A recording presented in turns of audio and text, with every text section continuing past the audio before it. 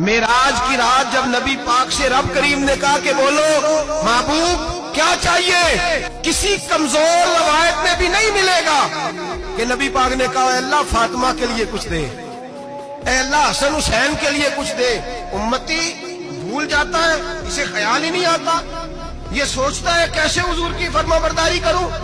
मेरे नबी करीम अलैहिस्सलाम फरमाते हैं जब रब ने पूछा कि अभी कुछ मांग ले, ना हसन की बात, ना हुसैन की बात, ना फातिमा की बात, ना अली की बात, ना अबू बकर, ना उमर, ना उस्मान, ना तलहा बिलाल, नबी पाक ने कहा अल्लाह तू मेरे साथ गुनाहगारों की बात कर, ऐ अल्लाह तू गुनाहगारों की बात कर, ये भूल जाएंगे, भटक जाएंगे, ऐ अल्लाह गलतियां करेंगे, तू क्या करेगा।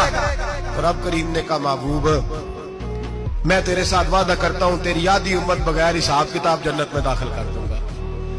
नबी करीम ने फरमाया मौला नहीं, ये बात मुझे काबिल कबूल है।